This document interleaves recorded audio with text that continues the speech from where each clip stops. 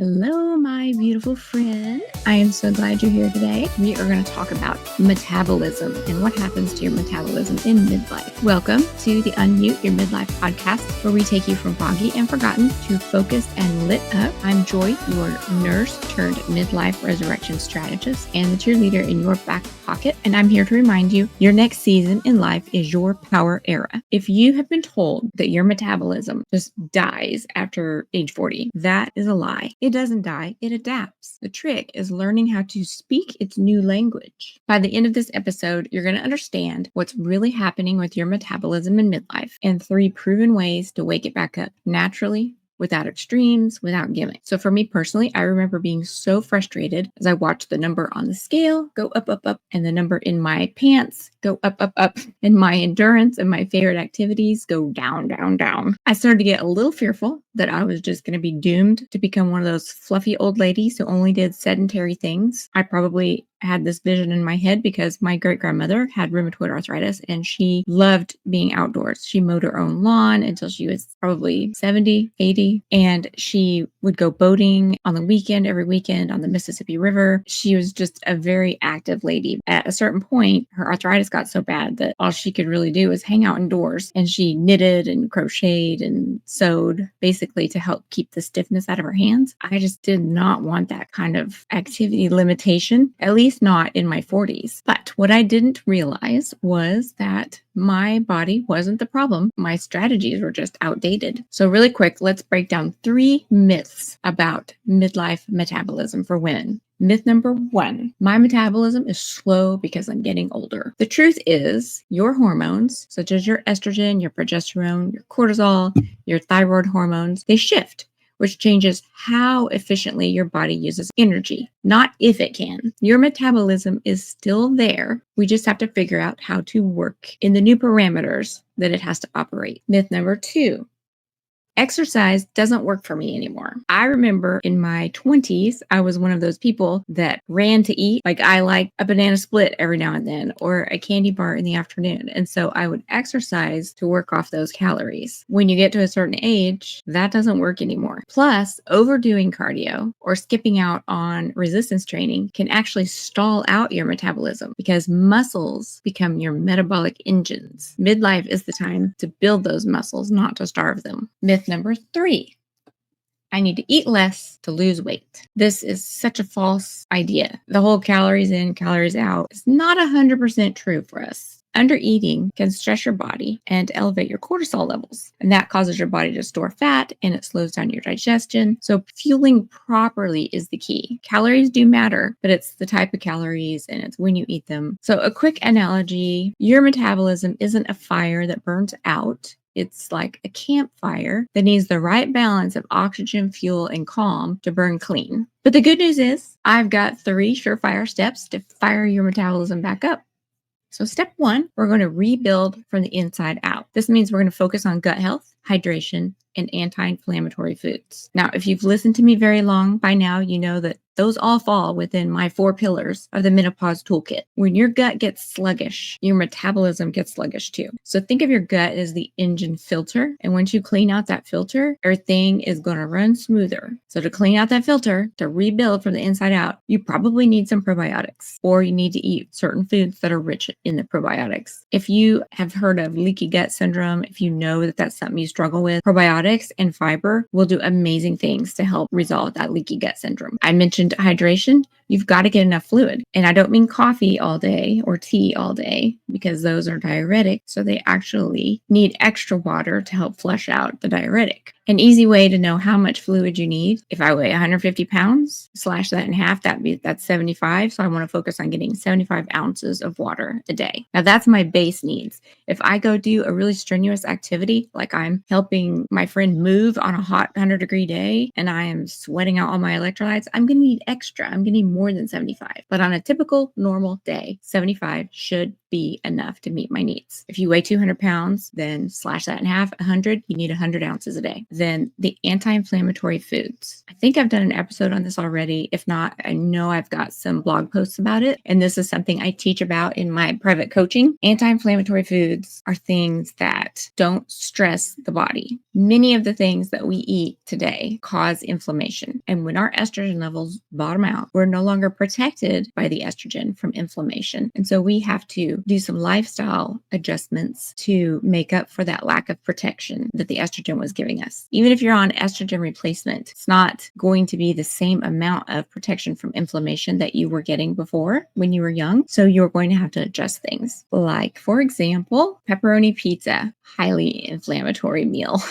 Whereas a salad, a nice big green leafy salad with some chopped up pepperonis in there and whatever other vegetables you like in there and a nice Italian dressing, that would be similar flavors, but less inflammatory. I'm not suggesting that you completely throw out all fun foods, but you've got to balance it. 80% of the time, try to eat the anti-inflammatory way. 20% of the time, you can splurge and have whatever you want. And that reduces that stress on your body. It reduces your overall inflammation and it helps to get your metabolism kicked back into gear. Again, I have done lots of posting on my blog about this. So if you go over there to the blog and check it out, you can get a lot of information. And if this is something that you need someone to hold your hand with to help you get on an anti-inflammatory lifestyle, then you need to look at my coaching program. The second thing is rethink movement. You don't have to live in the gym. You just need to shift your mindset now from calorie burn to muscle build. I don't try to do a whole 60-minute workout in one setting anymore. It's hard to get away to go to the Y for 60 minutes and lift. So I focus on these movement minutes or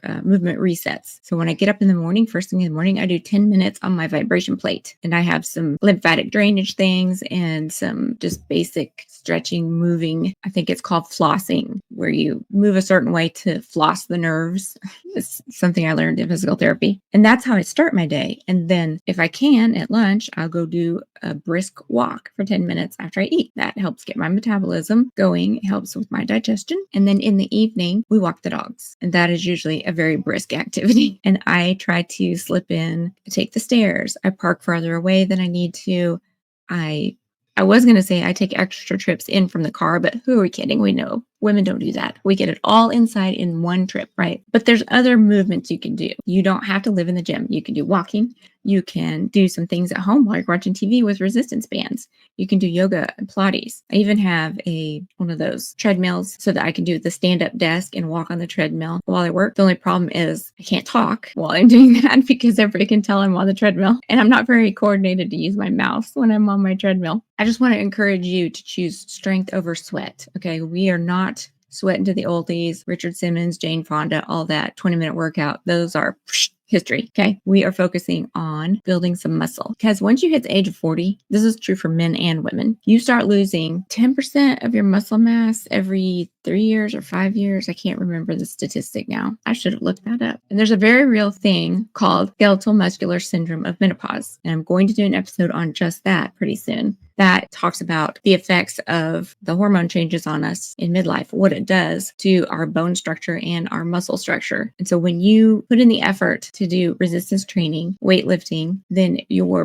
building your muscle and you're building your bone. You're stimulating that bone growth, that cell turnover in your bones, and you're increasing your muscle mass, which also fires up your metabolism.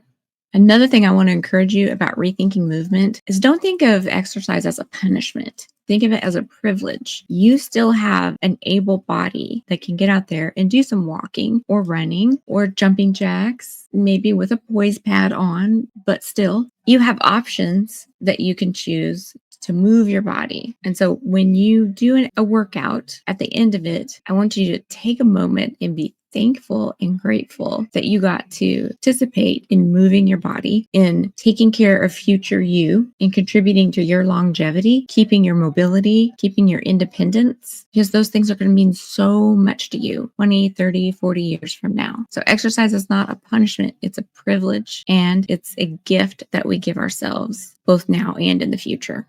Okay, the third thing, regulate your stress and your sleep. Sleep deprivation and high stress are the biggest metabolism stealers. I know with menopause, perimenopause, it's very difficult to get a good night's sleep between the restless legs and the insomnia, the night sweats, the achy joints, the stiff muscles. It all adds up. I get that. I'm not discounting that. But there's things you can do to get better sleep. I have a downloadable guide on my website. It's amazing. I spent a lot of time researching and putting into practice these things to help you have the best tips to get your sleep back in order. So go get that. It's free. You don't have to sign up for it. You just click a button and download the PDF, and there it is. There's a great sleep doctor. His name is Dr. Chris Winters. He's on Instagram and he does a podcast and he talks about sleep and different things that you can do to improve your sleep. He's got a few books out. He's also one of the contracted doctors for the Oklahoma City Thunder.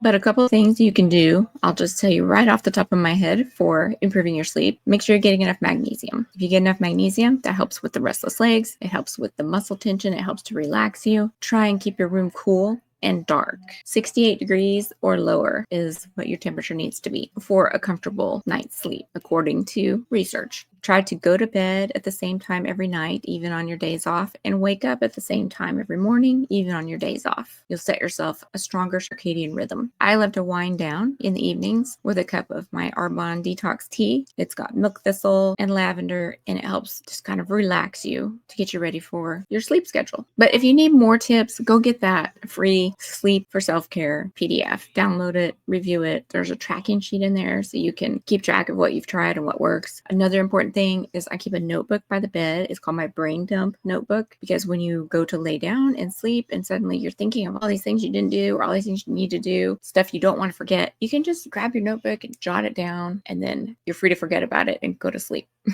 Regulating your stress, again, is really important because you want to keep your cortisol levels down and you want to keep your blood pressure down. And if the holidays are something that you find stressful, I have some great news for you. I'm doing the Jingle Free Zone Challenge. It's going to be so fun. It's 5 days. You'll get a short 10-minute video each day. And then you'll get a little activity or worksheet to reinforce it. And then by the end of the 5 days, you are going to be able to trade that holiday overwhelm for peace, energy, and joy. And you're not going to have any guilt over the holiday grind this year. So if you want to jump in that challenge with me and my friends and the online community, it is jingle.rejoyfulliving.com. Jingle is JINGLE rejoyful, REJOY, like yellow. CE living, LIVING.com. I'll put a link in the show notes as well. I would love to have you do the challenge with me. I think it's going to be a great one. And if you sign up through the link, you get entered in the prize drawings. But it starts November 17th. So you're running out of time. If you want to do it, better go sign up today. So there you go. We've talked about 3 myths and then 3 short, easy actions you can take starting today to help jumpstart your metabolism. Because remember, your metabolism is not dead. It's just speaking a new language now. But we are going to crack the code